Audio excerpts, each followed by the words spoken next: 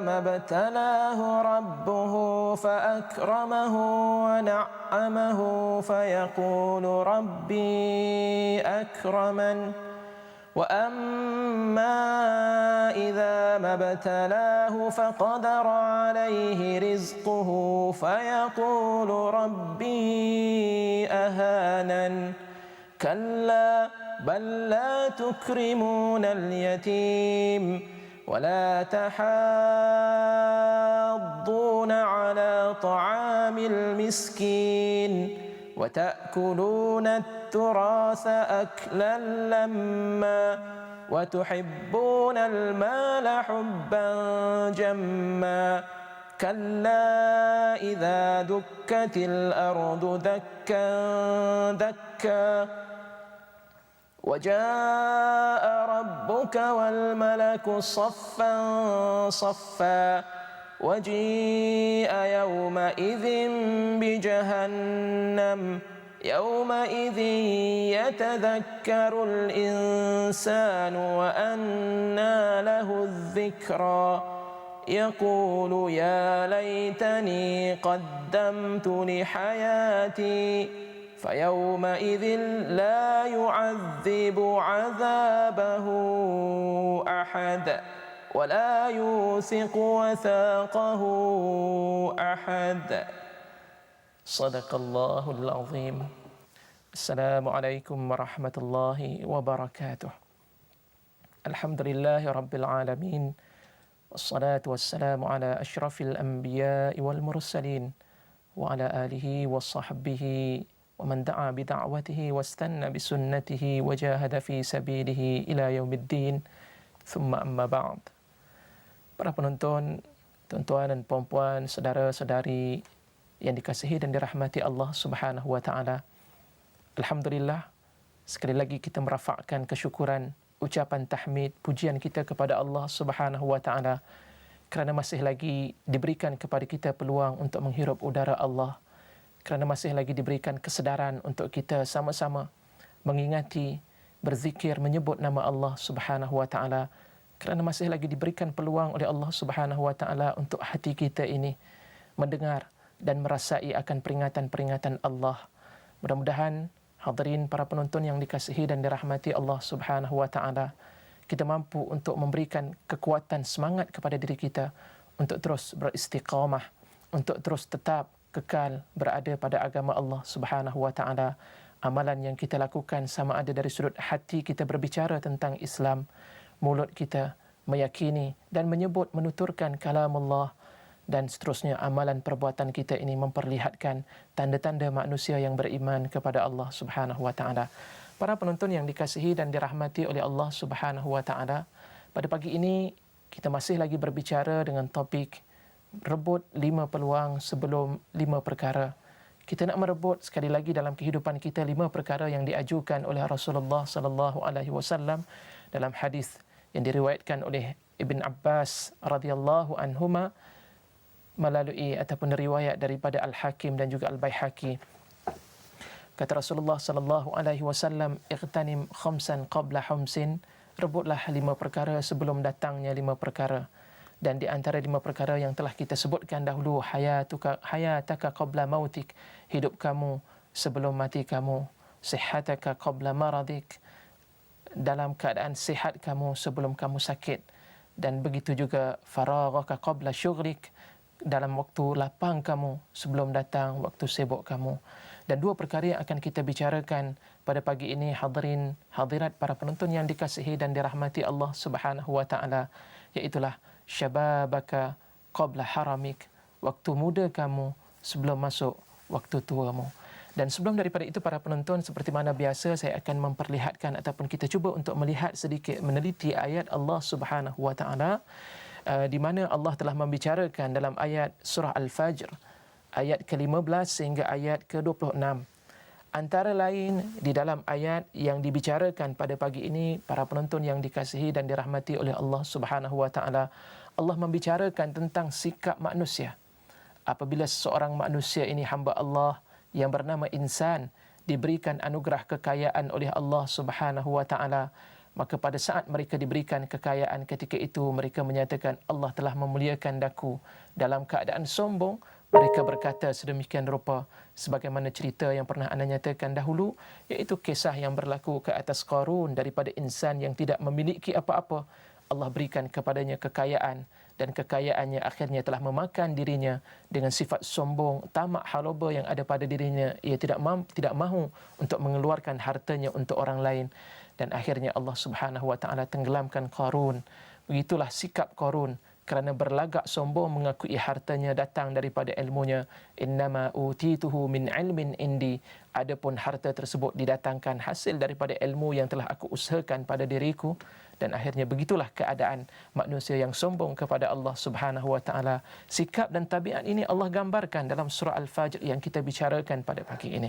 Dan begitu juga Allah Subhanahu wa taala nyatakan apabila seseorang manusia ini diberikan kesempitan dalam kehidupan, ketika itu mereka berkata, ya Allah, kau menghina diri aku, mempersalahkan Allah Subhanahu wa taala, padahal kita tahu dalam kehidupan kita sebagai seorang yang beriman kepada Allah Subhanahu wa taala, di antara salah satu iman iaitulah percaya dengan adanya qada dan juga qadar, ketentuan dan ketetapan daripada Allah Subhanahu wa taala. Kita percaya dan yakin yang memberi rezeki itu adalah Allah Subhanahu wa taala. Dan kalaulah Allah biarkan manusia ini sentiasa apa yang dia minta akan mendapat ataupun apa yang diminta akan dapat, pastinya mereka akan melakukan suatu perkara yang ataupun tindakan yang tidak diterima oleh Allah Subhanahu wa taala. Walau basatallahu rizqa li ibadihi la baghaw fil ard. Kalaulah sekiranya Allah buang, Allah letakkan, Allah hamparkan rezeki ke atas setiap hamba-hambanya di muka bumi ini, nescaya mereka ini akan menjadi insan yang akan melanggar perintah-perintah Allah Subhanahu wa taala. Wal a'yadzu billah. Para penonton yang dikasihi dan dirahmati oleh Allah Subhanahu wa taala, antara sikap yang lain yang digambarkan oleh Allah Subhanahu wa taala di dalam ayat ini, di antara ciri-ciri manusia yang diberikan kekayaan, apa sikap mereka?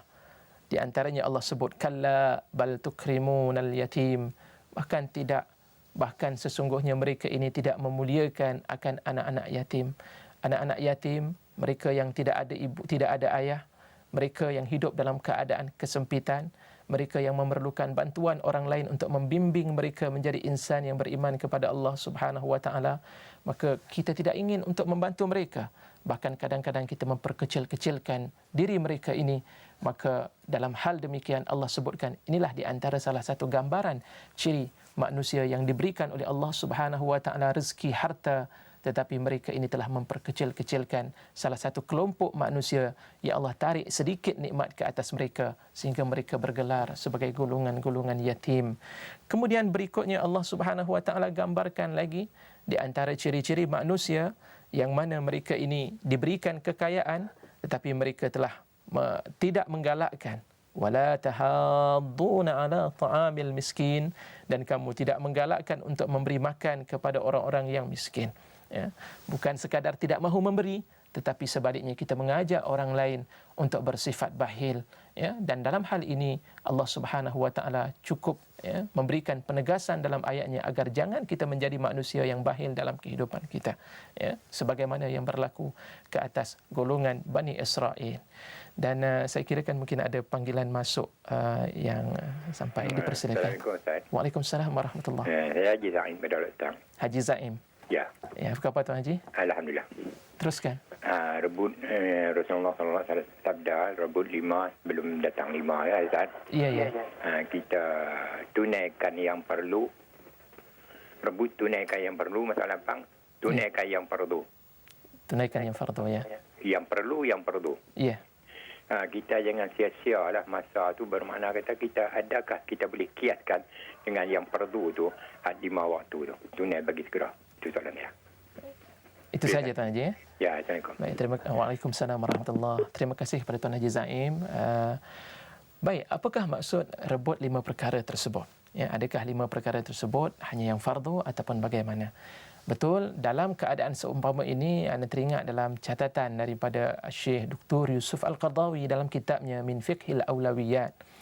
Oleh kerana dalam kehidupan kita ini kita dibebankan dengan banyak tanggungjawab Sehingga di kalangan para ulama menyebutkan al-wajibat aktsara minal awqat.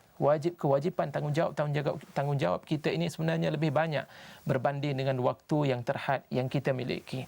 Justru itu dalam hal ini apa yang perlu kita laksanakan? Perkara yang perlu kita lakukan hendaklah perkara-perkara yang membawa kepada ketaatan pada Allah Subhanahu wa taala. Apa perkara-perkara yang membawa kepada ketaatan? Maka dalam hal ini para ulama telah pun membahaskan dan membicarakan di antara perkara-perkara yang penting yang telah disusun dengan kaedah yang disebut sebagai kulliyatul hams. Ada 5 perkara yang perlu kita jaga. Di antaranya memelihara agama Allah Subhanahu wa taala, memelihara nyawa, memelihara akan akal, memelihara akan maruah dan juga memelihara akan harta. Di antara 5 perkara ini, maka para ulama telah memberikan susunan mana perkara yang wajib, mana perkara yang sunat dan diikuti dengan hal-hal berikutnya. Justru itu ke atas setiap manusia, ke atas manusia yang beriman kepada Allah Subhanahu wa taala, apa yang perlu mereka lakukan? Maka pastinya mereka perlu melaksanakan ketaatan-ketaatan bermula dengan perkara yang wajib. Yang wajib perlu didahulukan berbanding dengan perkara-perkara yang sunat. Kadang-kadang di kalangan kita ini, hadirin hadirat, muslimin muslimat yang dikasihi, para penonton yang dikasihi dan dirahmati oleh Allah, kita banyak tertipu dalam kehidupan kita. Kita banyak melakukan amalan-amalan yang sunat, tetapi perkara-perkara yang diwajibkan ke atas diri kita, kita tinggalkan.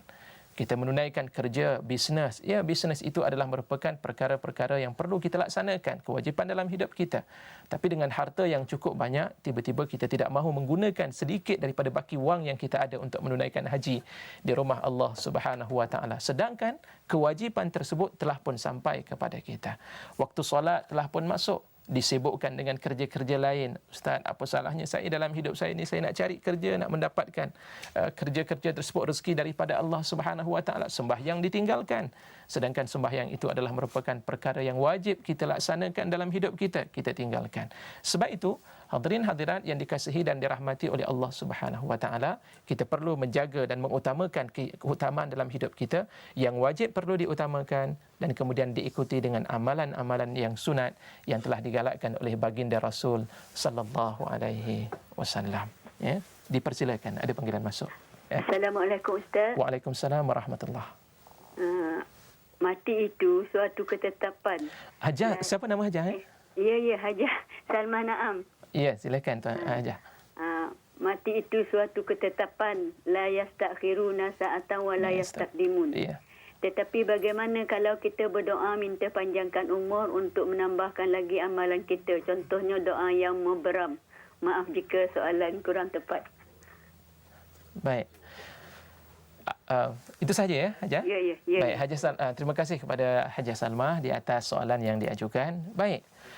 Salahkah kita untuk minta panjangkan umur, sedangkan kita tahu dalam kehidupan kita Allah menyebut idza jaa ajaluhum la yastakhiruna sa'atan wa la yastaqdimun. Apabila telah datang ke atas kamu tempoh masanya, kamu tidak akan dilewatkan dan tidak akan dipercepatkan. Dan kita mohon pada Allah, ya Allah, kau panjangkanlah umurku. Salahkah kita memohon panjang umur? Tidak menjadi kesalahan.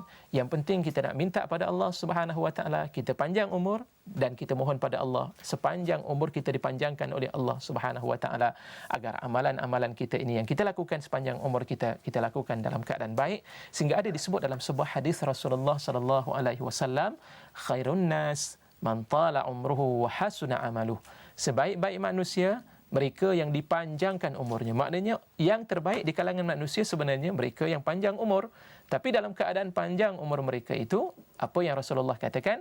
Khairun nas man tala umruhu wa hasuna amaluh. Sebaik-baik manusia ini mereka yang dipanjangkan umurnya, tetapi amalannya juga adalah merupakan amalan yang terbaik yang dilaksanakan sepanjang kehidupan di muka bumi Allah Subhanahu wa taala. Amalan yang baik apa dia?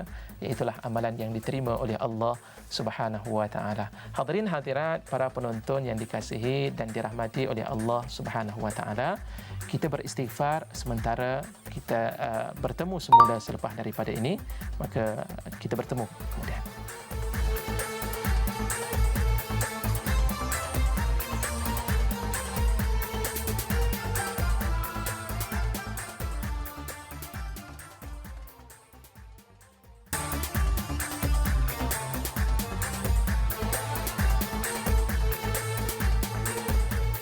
Alhamdulillah, bertemu kembali kita di dalam rancangan Tanyalah Ustaz.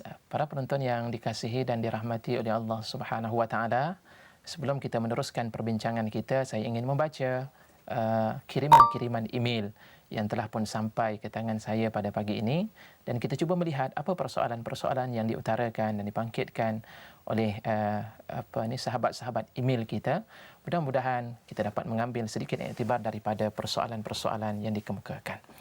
Soalan yang pertama datangnya daripada Said Abdullah Said Osman. Assalamualaikum Ustaz. Waalaikumsalam warahmatullahi.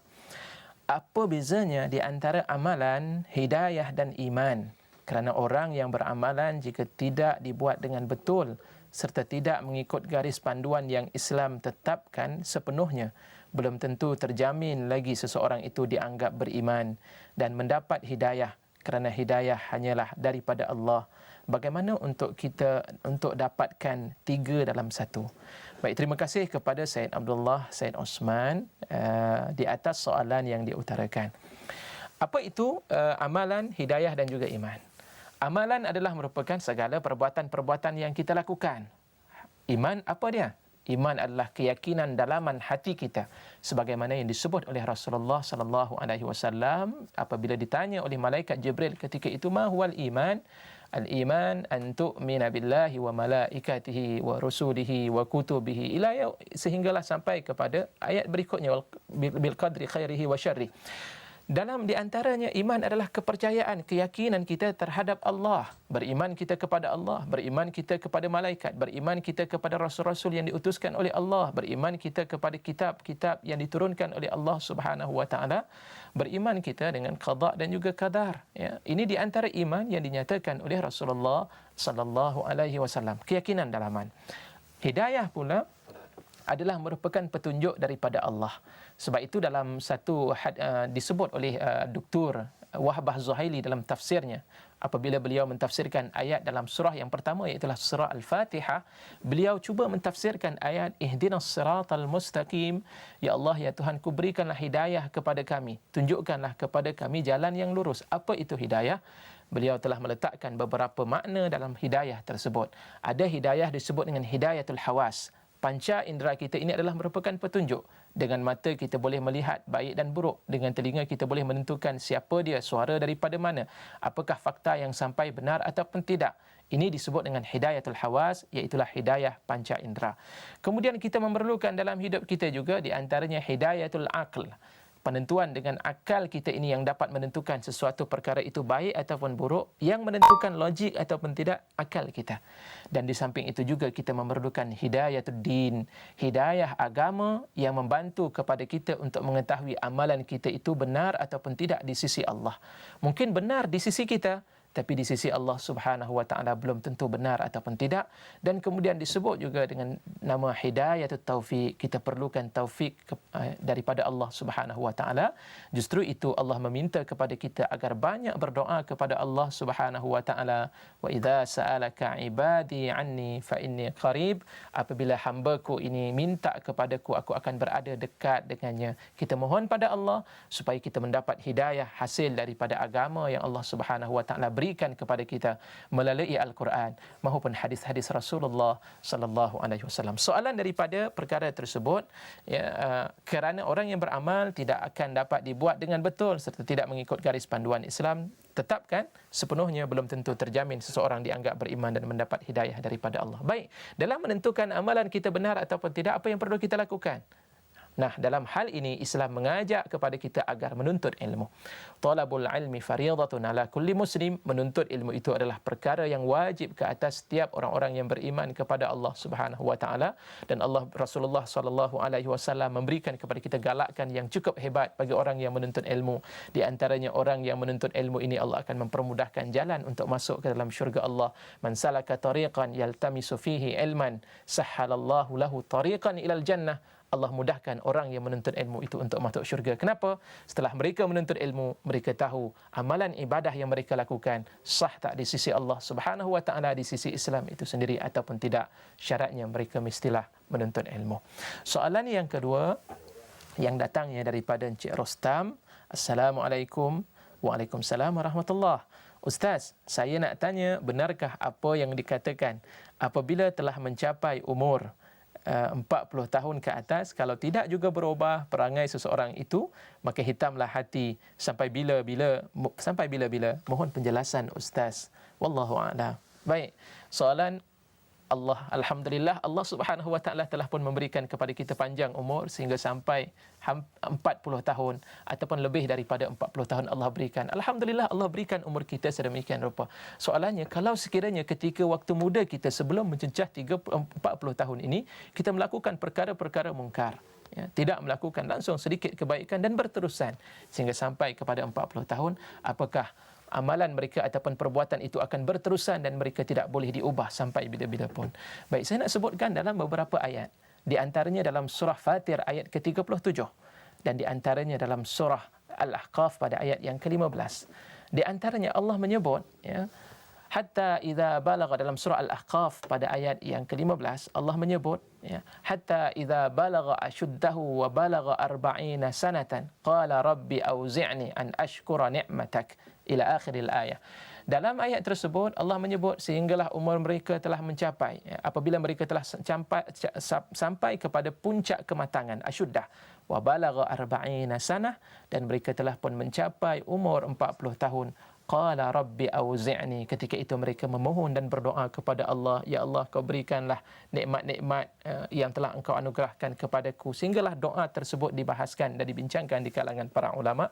Dan ulama menyatakan ketika umur disebut oleh Allah umurnya 40 tahun, ketika itu mereka berdoa kepada Allah menjadi insan yang berubah, menjadi insan yang bertaubat, menjadi insan yang beriman kepada Allah Subhanahu wa taala. Justru itu ada pandangan di kalangan para ulama yang menyatakan apabila seseorang umurnya telah sampai 40 tahun tetapi sikapnya masih lagi seumpama sikap orang-orang muda, sikap yang tidak berubah, maka kemungkinan besar sifat tersebut akan berterusan setelah sampai bila-bila pun, berdasarkan kepada ayat yang dinyatakan oleh Allah Subhanahu wa taala. Dan dalam surah Al-Ahqaf, dalam surah Fatir ayat ke-37 juga Allah menyebut, awalam nu'ammirkum ma yatadhakkara fihi man tadhakkar wa ja'akumun nadhir. Kata Abdullah ibn Abbas radhiyallahu anhuma menyatakan, waja'akumun nazir, ya, adakah telah awalam yatazakkar, ya, apakah awalam nu'ammirkum, apakah setelah kami panjangkan umur kamu untuk mengambil perhatian, ya, untuk mengambil peringatan dan pengajaran bagi sesiapa yang ingin mengambil pengajaran, dan telah datang kepada mereka peringatan. Telah datang kepada mereka peringatan ini, kata Abdullah ibn Abbas radhiyallahu anhuma, maksudnya adalah 40 sanatan, umur 40 tahun itu adalah merupakan peringatan daripada Allah untuk kita mengubah sikap kita menjadi insan yang beriman kepada Allah Subhanahu wa taala. Walaupun demikian, hadirin hadirat yang dikasihi dan dirahmati Allah, kalau begitu apakah kita tidak mampu untuk merubah diri kita? Kita boleh ubah diri kita. Yang penting ada usaha dalam diri kita untuk merubah. Banyakkan kita berdoa kepada Allah Subhanahu wa taala, banyakkan kita membaca Al-Quran, dan banyakkan kita untuk melakukan ketaatan di hadapan Allah. Insya-Allah Allah Subhanahu wa taala akan membantu dan membimbing kita. Syaratnya ada usaha daripada kita untuk merubah diri kita. Innallaha la, sesungguhnya Allah Subhanahu wa taala tidak akan mengubah, la yughayyiru, Allah tidak akan mengubah satu kaum itu melainkan apabila mereka mengubah, hatta yughayyiru ma bi anfusihim, sehingga mereka mengubah diri mereka itu sendiri. Seterusnya, soalan yang datangnya daripada Syahira Afsha Sazali. Assalamualaikum. Waalaikumsalam warahmatullahi. Minta Ustaz jelaskan definisi kebahagiaan di dunia, di mana pada pendapat saya kebahagiaan di akhirat adalah syurga, supaya saya lebih faham doa yang saya selalu baca sesudah salat. Di antara doa yang tidak pernah ditinggalkan oleh Rasulullah sallallahu alaihi wasallam, Rasulullah berdoa, Rabbana atina fid dunya hasanah wa fil akhirati hasanatan wa qina azabannar. Wahai Tuhan kami, datangkanlah kepada kami kebahagiaan, kebaikan, ya, di dunia dan juga kebaikan di akhirat, dan pelihara kami daripada azab api neraka. Dan doa juga yang pernah diwasiatkan oleh Rasulullah kepada Muaz bin Jabal. Ketika itu Rasulullah kata Muaz bin Jabal, ya, aku cintakan kamu wahai Rasulullah sallallahu alaihi wasallam. Rasulullah pun menyatakan demikian, aku sukakan kamu.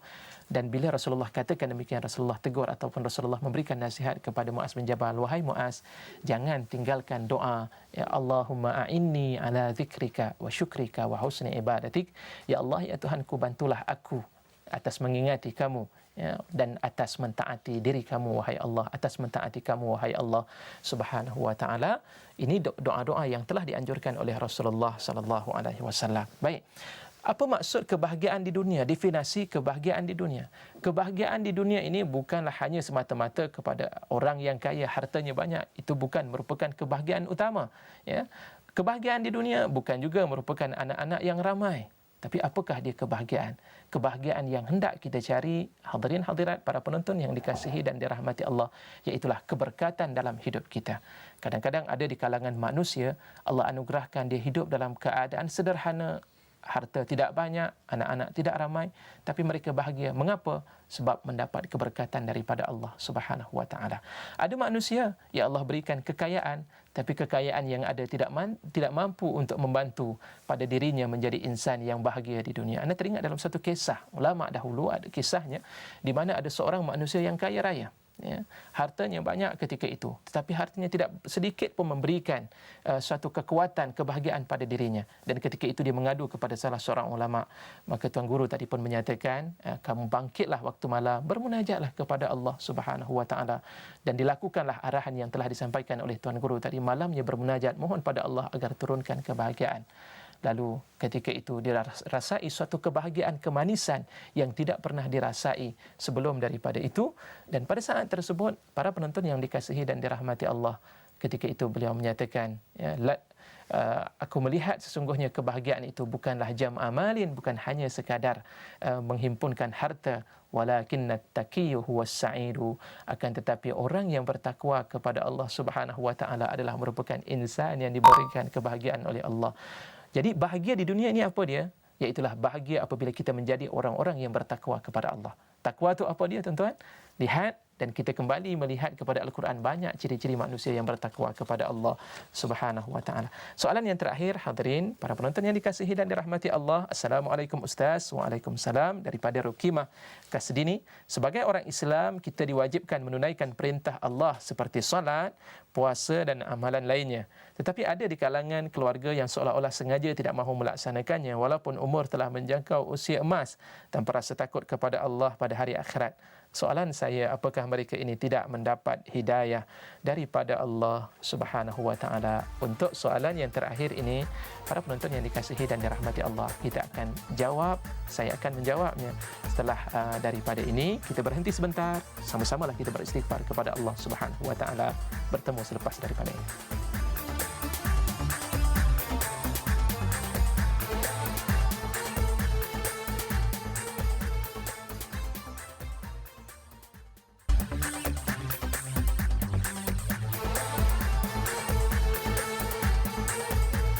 Alhamdulillah, kita bertemu kembali di dalam rancangan Tanyalah Ustaz, dan terima kasih kepada para penonton yang dikasihi dan dirahmati Allah kerana masih lagi sudi untuk bersemuka dan bersama-sama dengan saya di dalam rancangan Tanyalah Ustaz ini. Baik, para penonton yang dikasihi dan dirahmati oleh Allah Subhanahu wa taala, berdasarkan kepada soalan yang terakhir yang saya terima tadi, di antara persoalan yang dikemukakan, ada di kalangan keluarga yang kadang-kadang memang kita merasakan kadang berasa sakit hati kita, ya, terasa kadang rasa sedih bila melihat ada di kalangan ahli keluarga kita ini tidak melakukan tanggungjawab yang telah diamanahkan oleh Allah Subhanahu wa taala. Ya, bahkan ada di kalangan mereka yang mungkin umurnya telah menjangkau 60 tahun, masih lagi tidak mahu melaksanakan ketaatan kepada Allah. Solat ditinggalkan, puasa tidak ditunaikan, haji juga tidak dilaksanakan, dan begitulah amalan-amalan yang lain tidak langsung ada dalam diri kehidupan mereka. Maka apakah mereka ini tidak mendapat hidayah daripada Allah Subhanahu wa taala? Soal hidayah, para penonton yang dikasihi dan dirahmati Allah, itu ada di tangan Allah, berada pada Allah Subhanahu wa taala. Rasulullah sallallahu alaihi wasallam berusaha bersungguh-sungguh kepada bapa saudaranya Abu Talib yang diharapkan agar memeluk agama Islam, memeluk agama Allah Subhanahu wa taala, tetapi tidak berjaya Ketika itu Allah menurunkan ayat innaka la tahdi man ahbabta walakinallaha yahdi man yasha. Sesungguhnya kamu tidak mungkin mampu untuk memberikan hidayah kepada orang-orang yang kamu sukai, akan tetapi yang memberikan hidayah itu adalah Allah Subhanahu wa taala. Banyak ulama-ulama silam, hadirin hadirat yang dikasihi dan dirahmati oleh Allah Subhanahu wa taala, yang dahulunya mereka menjadi insan yang tidak mengenal Allah, tetapi apabila mereka kenal Allah, tunduk dan patuh sehingga mereka dikenal sebagai ulama-ulama yang tersohor di muka bumi Allah Subhanahu wa taala. Saya kira ada juga panggilan masuk yang sedang menanti, dipersilakan. Ya, Assalamualaikum Ustaz. Waalaikumsalam warahmatullahi. Siapa nama aja? Saya Puan Siti Rohani dari Banting. Ya. Apa khabar Puan? Soalan saya begini, ialah sebelum 5 perkara, kita buat 5 perkara. Iya. Seorang suami yang telah meninggal dunia, Iya. dia belum sempat bertaubat kerana dia banyak melakukan kesilapan dan dosa-dosa besar. Iya. Jadi terampunkah dosanya jika isterinya yang memohon maaf kepada Allah supaya mengampunkan dosa-dosa suaminya. Itu aja soalan saya Ustaz. Assalamualaikum warahmatullahi wabarakatuh. Waalaikumsalam warahmatullahi wabarakatuh. Baik, persoalan para penonton yang dikasihi dan dirahmati Allah. Terima kasih kepada Haji Rohani yang telah memberikan mengajukan persoalan tadi. Apakah sekiranya seseorang yang kita sayangi, suami, anak-anak kita yang melakukan maksiat kepada Allah Subhanahu wa taala telah bertemu dengan Allah, apakah taubat mereka ini akan diterima oleh Allah ataupun mereka ini diterima oleh Allah Subhanahu wa taala? Dan ada dalam satu hadis Rasulullah sallallahu alaihi wasallam, Rasulullah menyatakan man qala la ilaha illallah dakhala al-jannah. Barang siapa yang berkata, menyebut kalimah la ilaha illallah, tiada Tuhan yang disembah melainkan Allah, mereka akan masuk dalam syurga Allah Subhanahu wa taala. Sebab itu para penonton sekalian, ya, kalau kita lihat dalam banyak buku, di antaranya karangan daripada Imam Al-Qurtubi, At-Tadhkirah li Ahwalil Mauta, peringatan kepada kisah-kisah hal keadaan orang-orang yang telah mati, dan juga Ahwalil Akhirah, keadaan hari akhirat, dan beberapa catatan kitab-kitab yang lain, kita akan melihat ada di kalangan manusia yang mereka mengucap kalimah la ilaha illallah, beriman kepada Allah, hatinya juga mengakui kebesaran Allah, tetapi tidak menunaikan ibadah, tidak berpuasa, tidak menunaikan salat dan perkara-perkara yang lain, maka mereka di permulaannya Allah akan memberikan azab terhadap amalan yang telah mereka tinggalkan, dan akhirnya mereka tetap akan dimasukkan ke dalam syurga Allah Subhanahu wa taala. Soal apakah taubat mereka ini, kerana tidak bertaubat mereka ini tidak diterima oleh Allah, dalam hal seumpama ini yang menentukan masuk dalam syurga Allah ataupun tidak hanyalah Allah Subhanahu wa taala. Kita serahkan kepada Allah Subhanahu wa taala setelah bertemu dengan Allah Subhanahu wa taala. Jangan ungkit kesilapan-kesilapan yang telah dilakukan oleh mereka, kerana ada hadis dalam Rasulullah sallallahu alaihi wasallam pernah menyatakan la tasubbul amwat, ya, janganlah kamu ini mencaci maki akan orang-orang yang telah mati. Sesungguhnya amalan-amalan mereka ini mereka telah hulurkan di hadapan Allah, pamerkan di hadapan Allah Subhanahu wa taala. Dan juga ada hadis menyatakan jangan kamu sakiti akan orang-orang yang mati ini, jangan kamu cerca orang-orang yang telah mati, kerana sesungguhnya mereka ini akan menyebabkan hati orang-orang yang hidup, ahli keluarganya akan berasa sakit dengan amalan cercaan tersebut, melainkan sebab-sebab yang tertentu sebagaimana manusia yang mungkin telah melakukan kerosakan secara terang-terangan di muka bumi Allah Subhanahu wa taala, seumpama Firaun dan sebagainya, sebagaimana yang dirakamkan oleh Allah Subhanahu wa taala. Para penonton yang dikasihi dan dirahmati Allah, jadi dalam hal tadi apakah doa seorang isteri itu akan dikabulkan oleh Allah, yang penting para penonton sekalian kita berdoa, mohon pada Allah Subhanahu wa taala, mudah-mudahan dengan hasil amalan-amalan yang kita lakukan ini akan memberikan bantuan kepada suami tadi. Kemungkinan kita berdoa tadi juga adalah hasil daripada nasihat suami. Sebelum suami meninggal, suami minta kita banyakkan berdoa, maka itu sudah dianggap sebagai amalan baik daripada suami tadi. Rasulullah pernah menyatakan, man sanna sunnatan hasanatan falahu ajruha wa ajru man amila biha la yanqus minhu syai'an.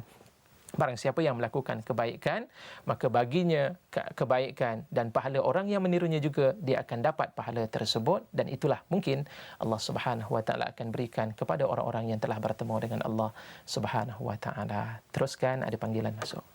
Yes. Assalamualaikum Ustaz. Waalaikumsalam warahmatullahi. Saya Mat Sa'ad Ismail dari Padang Pulai, Kuala Lumpur, Ustaz. Mat Arif. Mat Sa'ad Ismail. Ya. Tuan Haji, Ini apa khabar?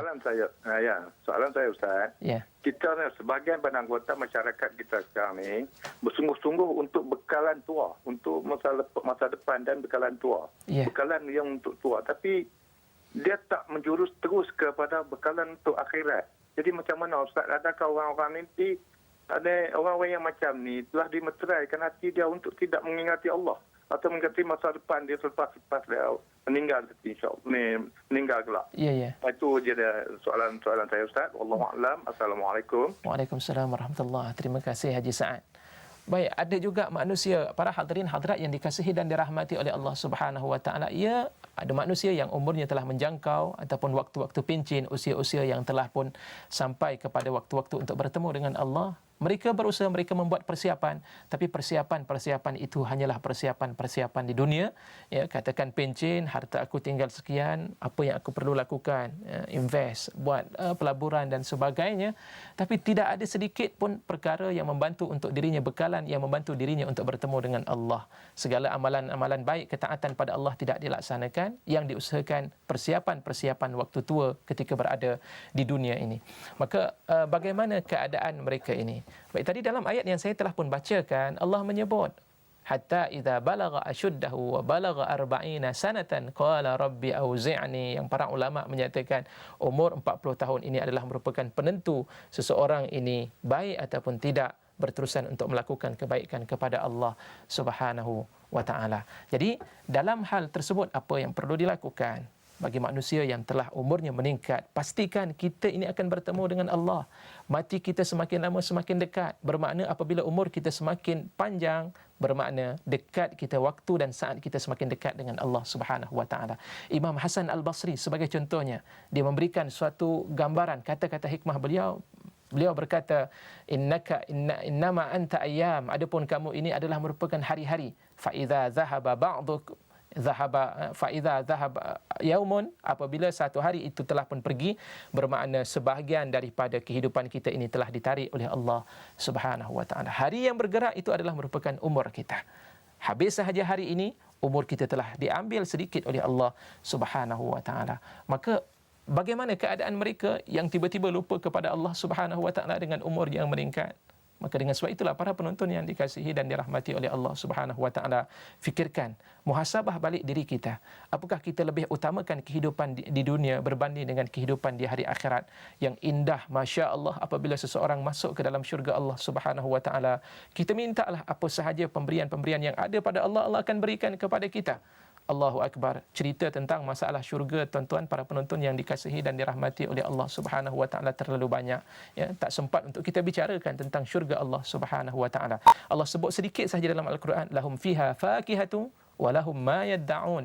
Bagi mereka ini buah-buahan yang ada dalam syurga, walahum ma yadda'un, dan bagi mereka ini apa yang mereka nak minta, mintalah pada Allah Subhanahu wa taala, Allah berikan. Keinginan, ya, nikmat yang kita terima di dunia ini hanyalah sedikit, tuan-tuan. Kita tak boleh nak ambil seluruh harta nikmat yang ada di dunia ini, melainkan hanya pada skop yang begitu kecil. Dengan harta yang kita miliki terhad, ya, amalan kekuatan kita juga terhad. Tetapi bayangkan apabila seseorang itu masuk dalam syurga Allah, bukan sekadar harta yang dimiliki, tenaga, bentuk badan yang sentiasa muda. Itulah dia gambaran yang ditunjukkan oleh Rasulullah sallallahu alaihi wasallam di dalam hadis-hadis yang telah pun disebut oleh baginda sallallahu alaihi wasallam. Para penonton yang dikasihi dan dirahmati oleh Allah Subhanahu wa taala, saya kira mungkin sekadar ini yang mampu untuk saya bicarakan, dan sebentar lagi kita akan bertemu semula, ya, bertemu kembali.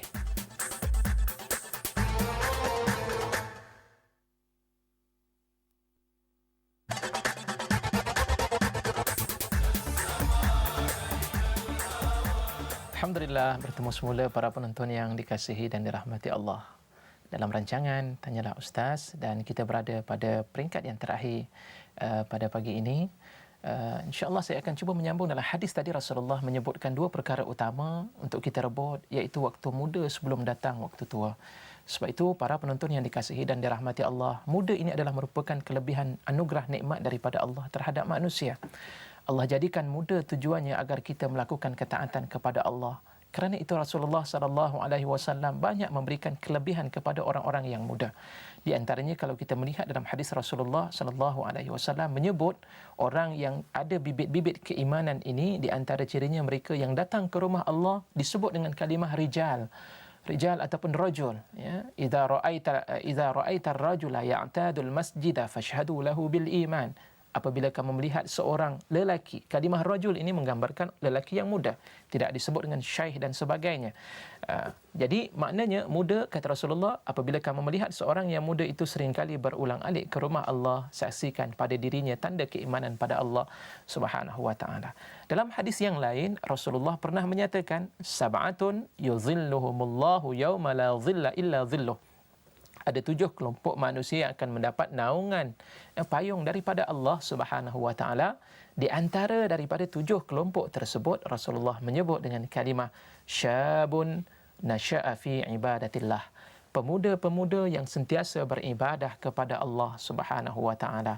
Dan seterusnya dalam Al-Quranul Karim Allah menyebut kalimah muda ini dengan sebutan innahum fityatun amanu bi rabbihim wazidnahum huda. Adapun mereka ini adalah golongan-golongan pemuda yang telah beriman kepada Tuhan mereka akibat kerana mereka beriman pada Allah.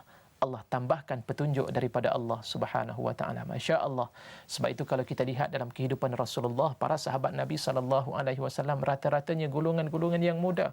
Usamah bin Zaid telah diberikan kepercayaan dengan umurnya 17 tahun, 18 tahun ketika itu untuk memimpin pasukan perang bagi memerangi golongan Rom, ya. Hasil arahan daripada Rasulullah sallallahu alaihi wasallam. Kita melihat juga Saidina Umar masuk Islam dalam umurnya 27 tahun, ingat pada Allah, taat pada Allah Subhanahu wa taala. Dan begitu juga Mus'ab ibnu Umair umur 14 tahun telah pun memeluk ajaran Islam. Begitulah keadaan pemuda-pemuda yang hidup di zaman Rasulullah sallallahu alaihi wasallam. Saya kira ada lagi panggilan masuk, dipersilakan. Assalamualaikum. Assalamualaikum. Waalaikumsalam. Ya, apa khabar Haja? Waalaikumsalam warahmatullahi. Waalaikumsalam. Waalaikumsalam warahmatullahi. Ya, Ustaz, ni saya nak... Siapa nama Haja? Macam mana kita nak berdoa untuk anak mendirikan solat 5 waktu? Macam mana bila kita suruh orang dia buat culam-culam je lah semayang tu, Ustaz. Anak umur berapa tahun tu? Anak umur dah 30 tahun lebih dah. 30 tahun. Dah ada anak SOE dah, tapi dia kadang buat, kadang tidak. Tapi makcik nasihatkan, kadang-kadang mau dengar, kadang tak mau dengar, macam itulah. Kadang macam mana doa makcik untuk nak dia mengekalkan solat 5 waktu tu. Baik, itu sahaja. Ya, itu. Baik, terima kasih. Terima kasih Haja. Terima kasih di atas soalan yang diajukan. Baik, macam mana nak didik anak? Dalam Islam, kalau kita lihat di antaranya kitab yang dikarang oleh Syekh Abdullah Nasir Alwan dalam kitabnya Tarbiyatul Aulad, dan beberapa ulama-ulama yang lain juga mengarang kitab yang hampir serupa. Dan dalam Islam ini, Islam ajar. Di antaranya salah satu dalam hadis Rasulullah sallallahu alaihi wasallam, Rasulullah kata, "Muru auladakum bis-shalah wa hum abna'u sab'in." Perintahkan anak kamu untuk menunaikan sembahyang ketika umur 7 tahun. Wadribuhum, dan pukullah mereka wahum abna'u 10, ketika umur mereka ini 10 tahun, ya. Wa farriqu madaji'ahum, dan pisahkan tempat pembaringan mereka di antara adik-beradik lelaki dan juga perempuan ketika umur 10 tahun. Baik, bermakna apa yang perlu kita lakukan? Tugas kita sebagai seorang ayah dan juga ibu ketika kita telah melahirkan anak ataupun kita telah mendapat dianugerahkan seorang anak, perlu kita didik mereka sebagaimana arahan daripada Rasulullah. Umur mereka sekiranya umur 7 tahun, waktu itu kita perintahkan tarbiyah mereka untuk menunaikan sembahyang.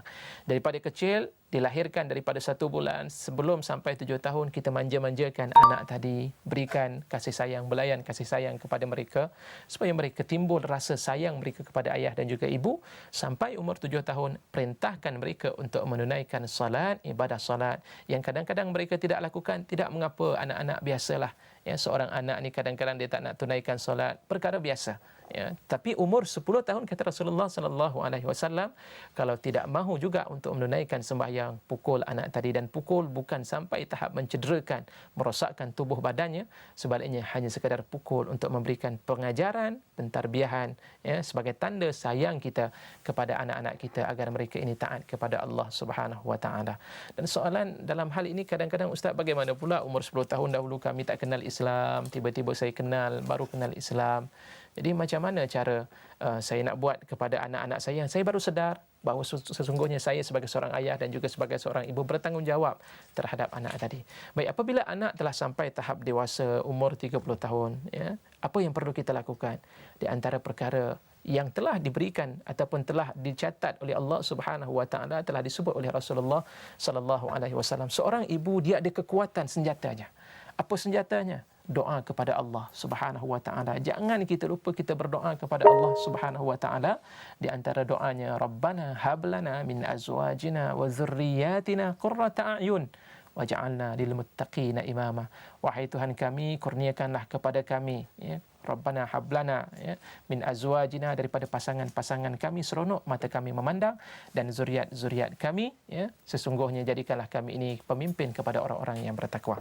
Hadirin hadirat yang dikasihi dan dirahmati oleh Allah Subhanahu wa taala, masa tidak mengizinkan kita untuk berbicara dengan lebih panjang, dan secara kesimpulan daripada hadis Rasulullah sallallahu alaihi wasallam yang disebutkan dengan 5 perkara yang perlu kita rebut, bersungguh-sungguh laksanakan, kerana masa kita hanya sekadar itu sahaja, hadirin hadirat yang dikasihi dan dirahmati Allah.